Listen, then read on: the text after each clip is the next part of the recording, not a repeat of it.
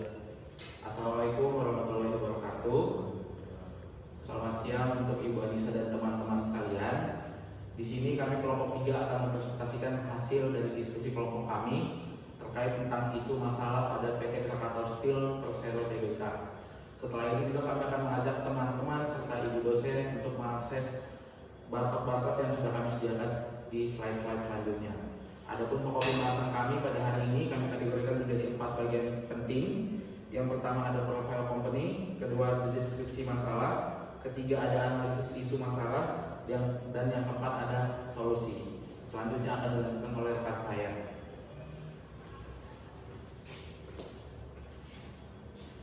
Masuk pada profile company, PT Krakatau Steel adalah badan usaha milik negara yang bergerak di bidang baja. Perusahaan ini berdiri pada 31 Agustus tahun 1970 yang berpusat di Cilegon, Banten, yang kota yang sering dijuluki sebagai kota baja.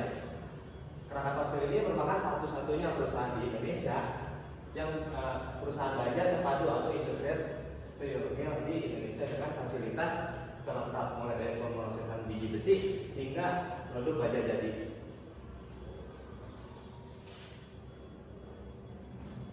Kemudian masuk pada bagian deskripsi masalah. Nah, di sini itu ada 3 kita mengambilnya. Nah, buat teman-teman sekalian, sebelum saya menjelaskan materi yang ada di sini, teman-teman sekalian boleh men-scan barcode yang ada di sini. Nah, dari 3 barcode ini terdapat isu-isu yang ada di dalam deskripsi masalah tersebut. Yang pertama, ada sumber daya uang. Nah, PT Krakatau Steel ini itu mengalami krisis utang sebesar 2,2 miliaran, sekitar kurang lebih seperti itu. Nah, ini itu berakibatkan kegagalan dari proyek blast furnace dan inefisiensi operasional yang menyebabkan kerugian selama 8 tahun secara berturut-turut bagi perusahaan tersebut. Nah, kemudian yang kedua ini ada sumber daya manusia. PT Krakatau Steel ini dia menghadapi krisis integritas akibat skandal korupsi dan suap.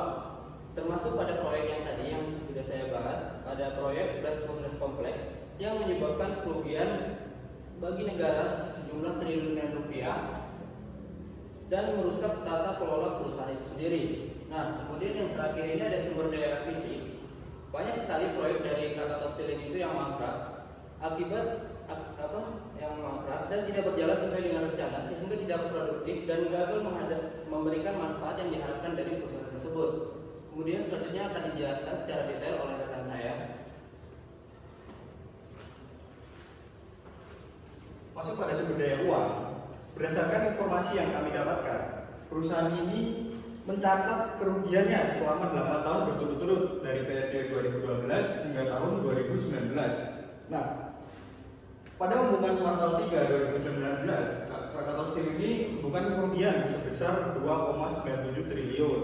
Meskipun pada tahun sebelumnya terdapat peningkatan volume penjualan namun perusahaan ini tetap memiliki hutang sebesar 1,5 triliun. Nah, hutang-hutang ini terbagi di beberapa bank, yang pertama seperti Bank BRI, BCA, Mandiri, dan lain sebagainya, sehingga total yang dimiliki oleh hutang perusahaan ini sebesar 2 miliar dolar. Nah, faktor-faktor penyebab hutang ini yaitu yang pertama, kegagalan proyek blast furnace. Nah, perusahaan berhutang triliunan rupiah untuk membiayai proyek tersebut, namun proyek tersebut tidak berjalan dengan baik atau molor sehingga menyebabkan biaya operasionalnya cukup tinggi dan berakhir proyek ini dihentikan. Yang kedua yaitu inefisiensi organisasi. Perusahaan memiliki banyak anak cabang non-IT yang justru membebani hidup perusahaan tersebut. Selain itu juga perusahaan ini overstaffing, yaitu jumlah karyawan yang terlalu banyak dibandingkan dengan skala produksinya, sehingga biaya tetap yang dikeluarkan untuk menggaji karyawan tersebut sangat besar. Dan yang ketiga yaitu tekanan baja impor. Pasar di Indonesia dibanjiri dengan impor baja, terutama dari Tiongkok yang harganya jauh lebih murah. Hal ini memaksa perusahaan untuk menjual dengan margin yang tipis.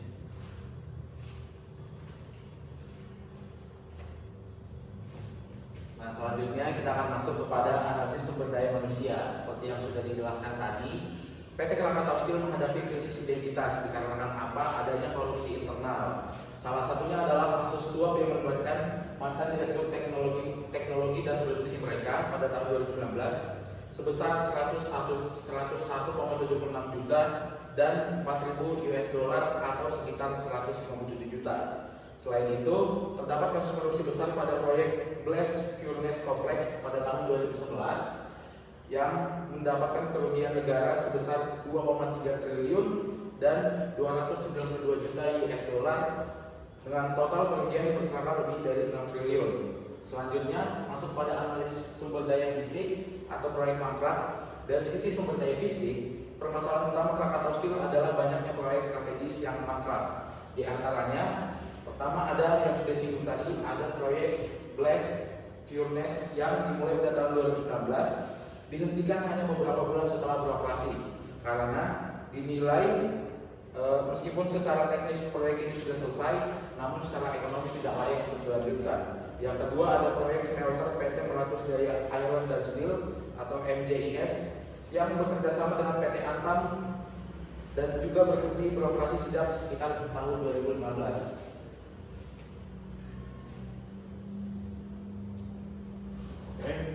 Di sini kita masuk ke bagian solusi.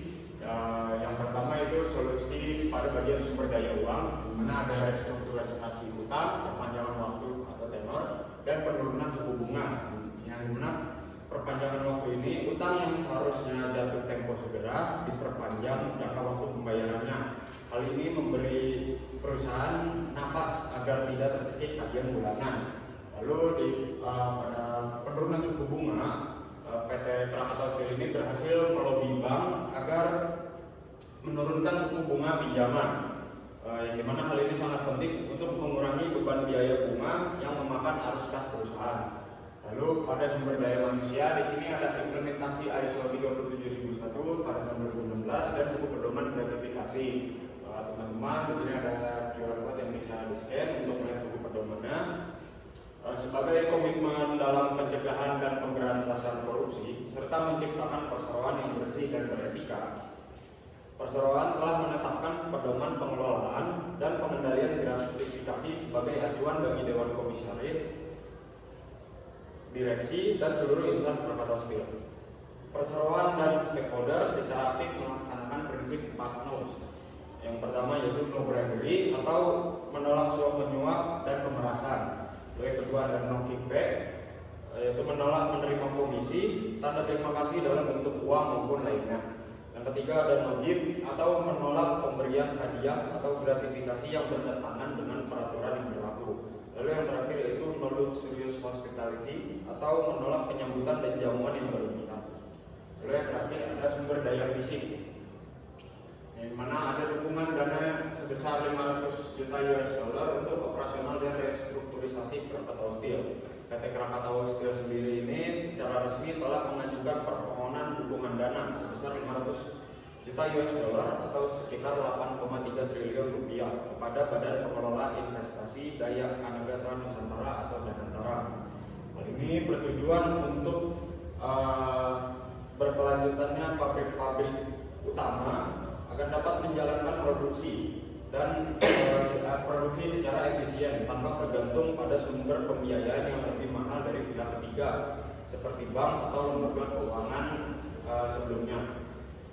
Kesimpulannya dari solusi yang diterapkan oleh PT Krakatau Steel ini yaitu upaya pemulihan yang dilakukan oleh PT Krakatau Steel termasuk dalam kategori re-engineering karena perusahaan melakukan penataan ulang proses bisnis dan operasional struktur dengan memfokuskan sumber daya pada unit usaha yang masih produktif serta memperbaiki struktur pembiayaan tanpa melakukan pembangunan proyek baru maupun mengaktifkan kembali proyek yang mangkrak.